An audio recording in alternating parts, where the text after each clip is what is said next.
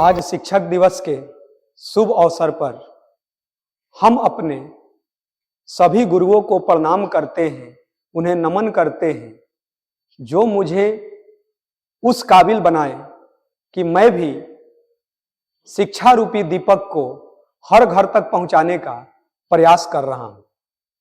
आज 5 सितंबर को हम अपने देश के प्रथम उपराष्ट्रपति और द्वितीय राष्ट्रपति डॉक्टर सर्वपल्ली राधाकृष्णन के जन्म दिवस के रूप में आज शिक्षक दिवस को मनाते हैं।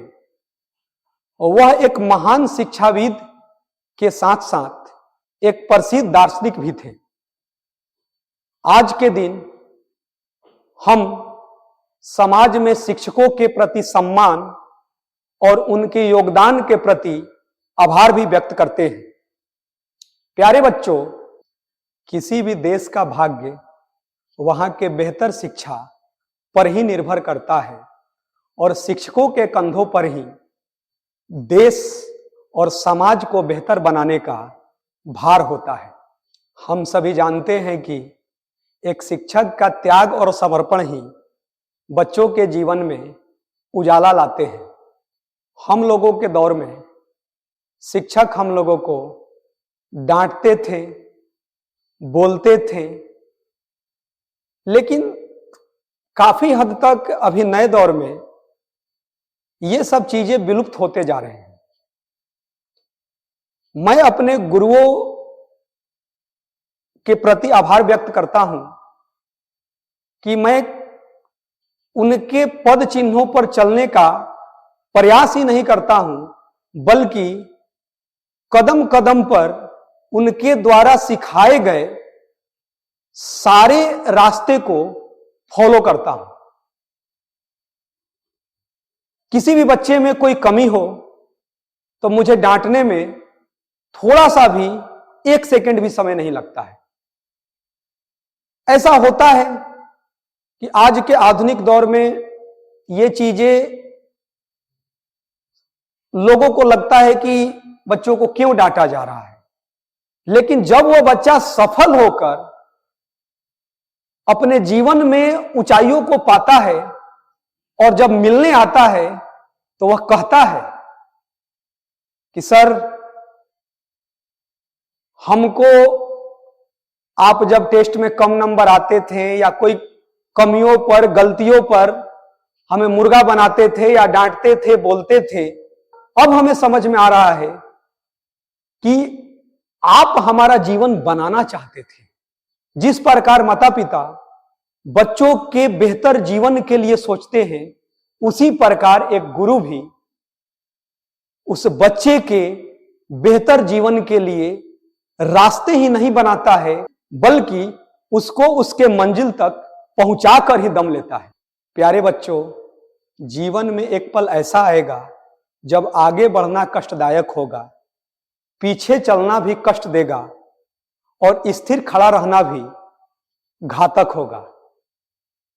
लेकिन आपके माता पिता और आपके गुरु का आशीर्वाद आपको उस कष्ट के पल से बाहर निकालेगा और आपके जीवन में खुशियों के पल आएंगे। ऐसा सभी के जीवन में होते हैं, लेकिन जिन पर माता पिता और गुरु का आशीर्वाद होते हैं, वह विषम परिस्थितियों से भी बाहर निकलकर खुशियों के पल उनके जीवन में आ जाते हैं। गुरु को परमेश्वर का दर्जा प्राप्त है। जो हमें सही रास्ता दिखाए वो गुरु होते हैं, जो हमारी मंजिल तक पहुंचाए वो गुरु होते हैं, जो माता पिता की तरह हमारा ख्याल रखे वो गुरु होते हैं। अध्यापक एक दीपक से लाखों करोड़ों दीपक जलाने का कार्य करते हैं। हम अपने बच्चों से हमेशा क्लास में भी एक बात जरूर चर्चा करते हैं और उन्हें चिट्ठी में भी लिख कर देते हैं, और जब मिलने आते हैं तो हमेशा इस बात का उनको बोध कराते हैं, और हमारे बच्चे करते भी हैं कि बेहतर समाज निर्माण में वो योगदान दे रहे हैं और आगे भविष्य में जिन जिन बच्चों को पढ़ाने का मौका मिलेगा वह भी योगदान देंगे। ये योगदान है क्या? जब मैं उनसे यही आग्रह करता हूं कि जब वो सफल हो जाएं और अपने पैरों पर खड़े हो जाएं और वो एक नेक और बेहतर इंसान के साथ साथ एक सफल इंसान बन जाए, तो उनका भी दायित्व है वैसे बच्चों की शिक्षा में वे जरूर मदद करें जिन्हें आर्थिक कष्टों के कारण अच्छी शिक्षा नहीं मिल पा रहे हैं। हमारे बच्चे और देश में न जाने कितने बच्चे बेहतर समाज निर्माण में वो योगदान दे रहे हैं और बहुत सारे जरूरतमंदों को मदद भी कर रहे हैं। तो हमें उन बच्चों के प्रति भी आभार व्यक्त करना है कि जो बेहतर समाज, बेहतर भारत को बनाने में, शिक्षा का दीपक जलाने में वो अपना महत्वपूर्ण योगदान दे रहे हैं। अभी मुझे कुछ दिनों पहले राष्ट्रपति भवन में राष्ट्रपति महोदया से मिलने का सौभाग्य प्राप्त हुआ।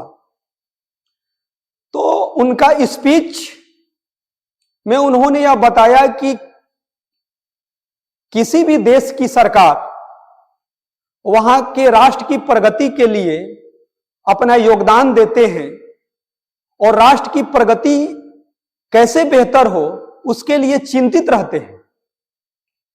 लेकिन कोई राष्ट्र काफी तीव्र गति से तभी आगे बढ़ पाते हैं जब वहां के सफल लोग, चाहे वो बुद्धि से सफल हो या धन से सफल हो, जिस रूप में वो सफल हो, वह हाथ पकड़कर लोगों को आगे बढ़ाने का प्रयास करे। और जिस समाज में जो सफल लोग हैं, जिस रूप में भी हैं, वह जरूरतमंद लोगों को मदद करते हैं, हाथ पकड़कर उन्हें आगे बढ़ाने का प्रयास करते हैं, वह देश, वह समाज काफी तीव्र गति से आगे बढ़ता है। हम सभी एक टीम बनकर प्रयास करेंगे। हम सभी को अपने आप से भी एक शपथ जरूर लेना चाहिए कि क्या हम अपने कर्म के प्रति कितने ईमानदार हैं। यह बात मैं क्यों कह रहा हूं?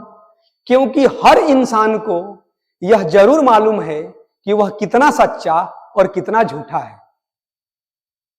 यदि हम सभी अपने कर्म ईमानदारी पूर्वक करें तो अपने आप यह होता है कि राष्ट्र समाज अपने आप आगे बढ़ते हैं। और यह भी सत्य है कि शिक्षा से ही कुछ भी पाया जा सकता है। आज मैं कई बच्चों को देखता हूं और वो सुनेंगे भी हमें और कई सुन भी रहे होंगे कि कई बच्चों के अपने घर नहीं थे, किराए के मकान में परिवार रहते थे। किसी के पिताजी मजदूर, किसी के गरीब किसान, किसी के पिताजी सब्जी बेचते थे और वह अब शिक्षित होकर केवल उसके परिवार में ही खुशियां नहीं आया, वह समाज के लिए भी बेहतर कर रहा है। अब उसके खुद के घर हो चुके हैं, उनके माता पिता परिवार में खुशियों के पल आ चुके हैं। वह सिर्फ और सिर्फ संभव हुआ है शिक्षा से। तो सभी लोग, हम सभी मिलकर इस शिक्षक दिवस के उपलक्ष्य में यह जरूर शपथ लें कि हम सभी अपना कर्म ईमानदारी पूर्वक करें और जो बच्चे, उनको, यदि जो बच्चे अपने जीवन में सफल हो रहे हैं, उनका भी दायित्व है कि वह भी समाज के लिए बेहतर करें और कई लोग कर रहे हैं। उन सभी को मेरा सैल्यूट है। जय हिंद, जय भारत।